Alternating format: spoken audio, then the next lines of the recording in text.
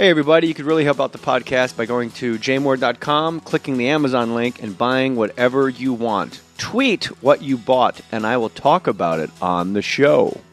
Thanks, guys. Really appreciate you helping us out. Put your name on it.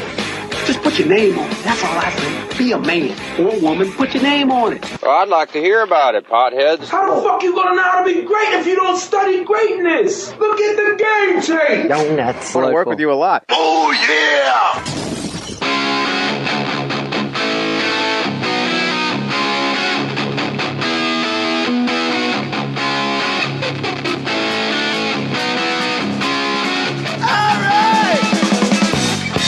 Welcome to More Stories, David Bartholomew Koechner. Bartholomew. I like your...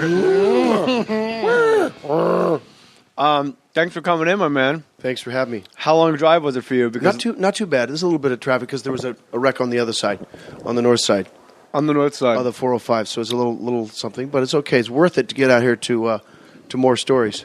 Is that what that there's a helicopter, for those of you that can't hear, circling my house right now. Were you involved in this accident? I was not.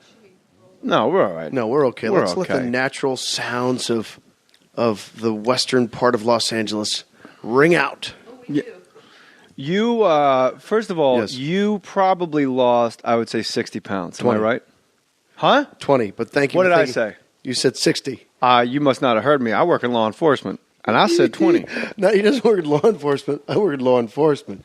That's Robert Mitchum in the remake of Cape Fear. He goes, "You must have misunderstood me. I work in law enforcement."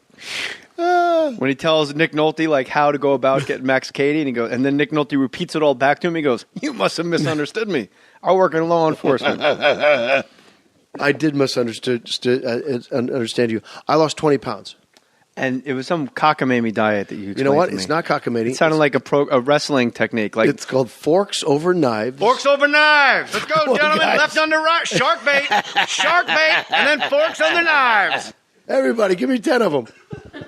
My cholesterol was high. My blood pressure was high. So I heard about this diet. My brother-in-law told me about it. We were all supposed to, he and I and my buddy Steve Barnett were supposed to do it together. So I started out the first of the year. I think they lasted a week. They couldn't give up beer. Beer's hard. But you know what the hardest thing for me was? Eggs. Don't know Really? why. I craved eggs. So it was Just all saying vegan. that kind of grosses me out. Eggs. It's all No, vegan. like Eggs. I craved eggs. I craved your huevos. It's something I never thought that I would think was gross. Like, it's just so ridiculously simple. You see some yellow eggs. David, I just craved eggs. Craved. I don't know why. I'd see that like, Sounds like something a naked trucker would beat into the ground an Nice. entire show. I just craved eggs.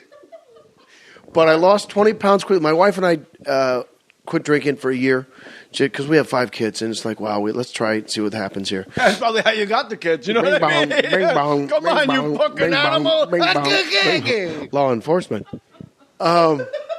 So anyway, I did it for 2 months, pretty good, hardcore. Like no cheese, no oil. It was difficult, but I lost a lot of weight, and then my cholesterol went down, and so my blood pressure. So now I'm back on a semi-normal diet. I don't eat as poorly as I used to. Yeah, you can't outrun a bit. You can't outrun a bad diet. Right. Because I used to run constantly, but I Yeah. was 210.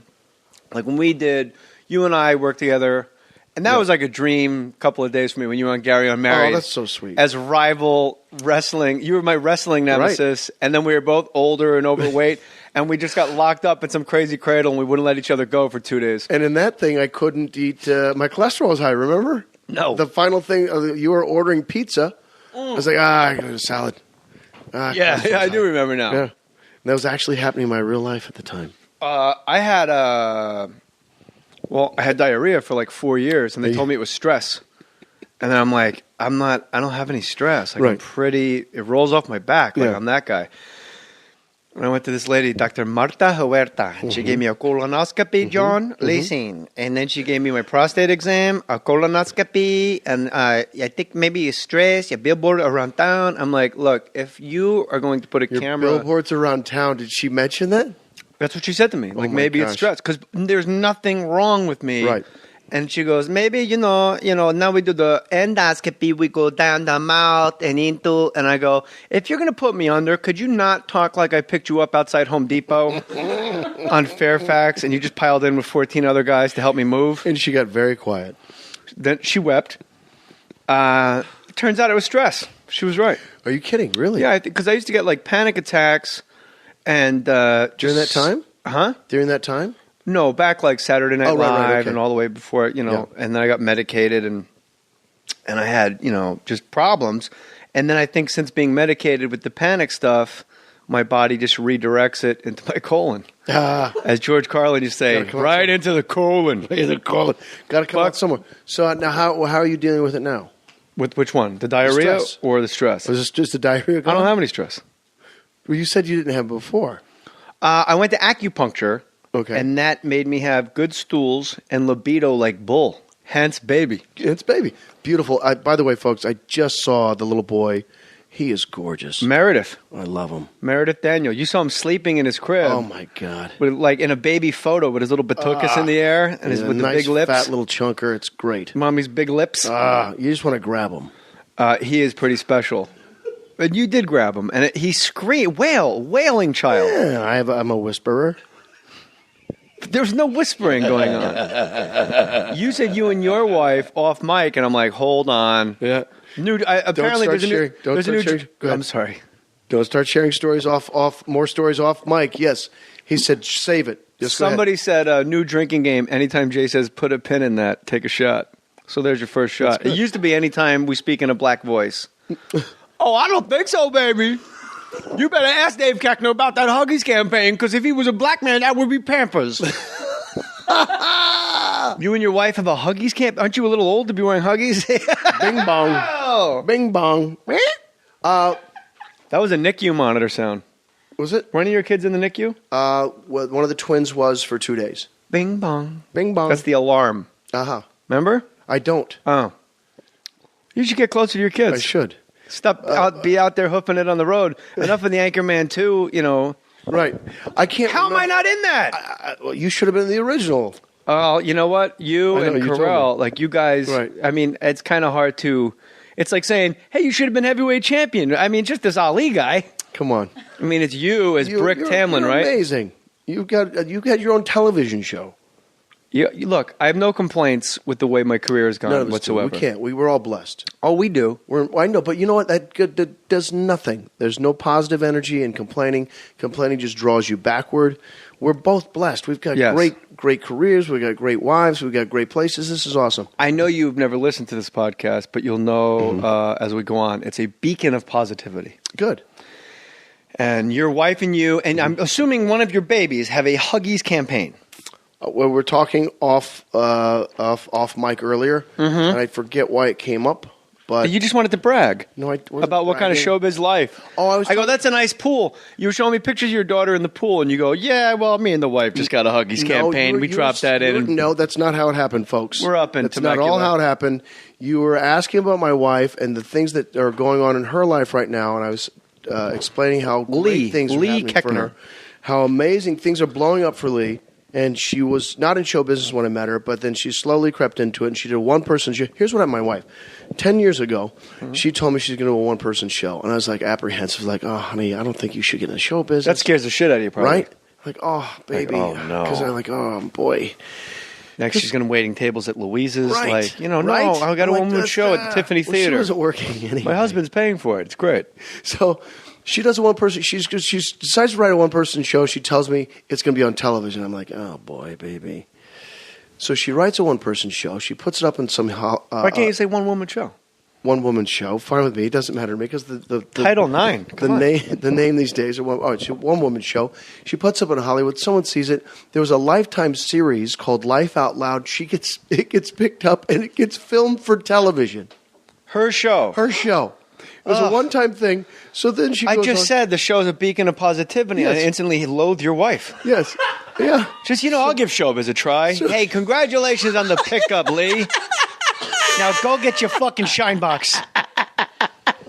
So that worked out. So then little by little she does these things. She does that thing. For years she was trying to get me to do a reality show with her. Like, I'm not allowing cameras in my house, honey. Yeah, because you can never turn it off. You can never say... She wanted it to happen. So she's not doing a reality show. No. Okay, but good. every day she'd have a new idea, a new pitch. One weekend we're driving to Ojai, and I said, all right, now stop it. Your best idea so far has been backyard talk show, so we'll do that.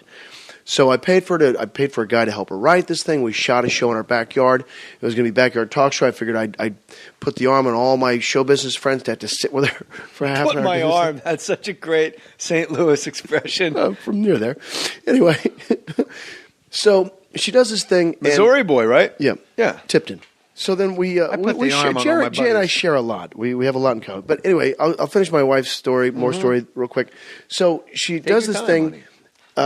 It doesn't go anywhere. She pitched a couple places. People recognize she's got tons of charisma.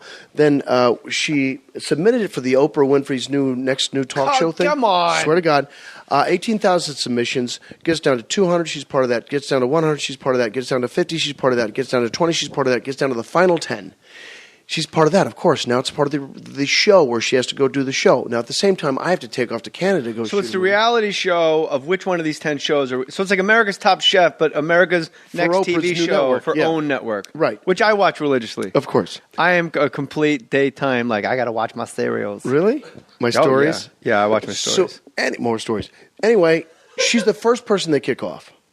Because I realized later, because that's racist. Well, actually, no, because there's no way that they can allow a woman who hasn't had a lot of hardship, whose husband's in show business, to win the thing. But to me, that's the angle that makes it good. It was the best thing that happened. Oh, so okay. Cut to let me finish. Sometime but later, that's probably the best thing that happened. Sometime later, she'd done another woman's podcast, and this other woman, remember, she starts doing this thing online called the Everyday Family Room, which is just launched.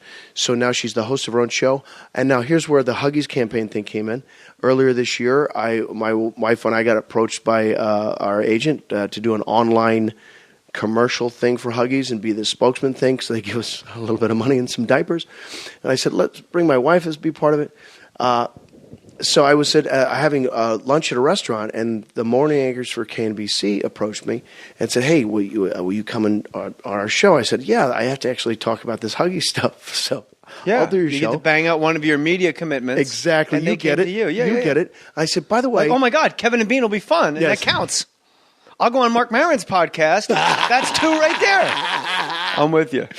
So I told them, I said, "You've got to look at my wife's website. Check her out. You're going to love her. All this stuff, right?" They see and they go, "Oh, yeah, let's have your wife on too." So Lee does a segment. I do a segment in the morning news. They come up right after and say to Lee, "Will you be a regular guest on our show?" Like, so she's once a week. She does it like every day for her is a stool at Schwab's. Yes, exactly. That's what I said. I said this. Oh, you won't even. I can't even get into the other thing yet. I'll tell you off air. That Schwab's thing happened to her. I swear. Who's the lady they got it? Was it? Yes, I can't Rita Hayworth? Lana Turner? Lana Turner, I think Madonna. It was. Yeah. Madonna was sitting Turner. on a stool. Lana Turner sounds right. At a cafe called Schwab's. Do you have more people rolling in here? I hear doors slamming. You got a crack staff here. I do, or a staff on crack. Bing bong. He just touched my cock. Don't cut that part. He walked past me, and he put his knuckles to the tip of the head of my penis, or pinus. Whatever you want to call it. Pinese. Usually cups. He cups normally? That's more genteel. No, I prefer the knuckle, the knuckle to the tip. Is he a sweets fanatic? Nick put those out for our... Oh, that's so nice. They're folks. Just so you know, they take care of their guests. They put food out. Thank you, brother. This is work for you. Where do I get these live? All right. Good night.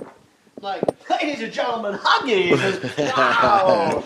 Anyway. All right, so everything's coming up roses for my wife. It's great, and I'm so happy for her. She's got like 5 orange baskets that are just ready to dump. She's writing a book about our... I don't understand that analogy. Well, you know, like baskets are ready to tip. Wouldn't that hurt her head? It's like it's some kind of game. Like they're all just gonna... They're so full, they're about to tip over. And you got 5 kids, so this Huggies thing is money. That's a big deal. Well, you know how it is in show business. You've got to make it however you can. And that was a welcome gift. It's a great product. It is. My son is sleeping in Huggies number 4 right now. There's Huggies If you 1. think they're going to send you a box of diapers, I hope they do. They might, but you know what? I'm Hey, so Huggies- happy that you have the gig that I can't even go like, why don't me and my wife have a Huggies? Like, because no, the Koechners are just great people. Like, you're the guy. Talladega Nights, baby. Yeah. What was the J? Huggies 1 through 4, Huggies 1 through 5. Yeah. Huggies with wings if your kid's gay. Right. Huggies overnights, Huggies cruisers. Overnights. Wow. There's like a whole. I don't know why you are not getting You're next on the campaign. That'd be great. How many kids do you have? 5. I And have how 5. old's the oldest? Charlie's 13. Margot. That's a little old to be in Huggies. Charlie's 13. Nothing? Margot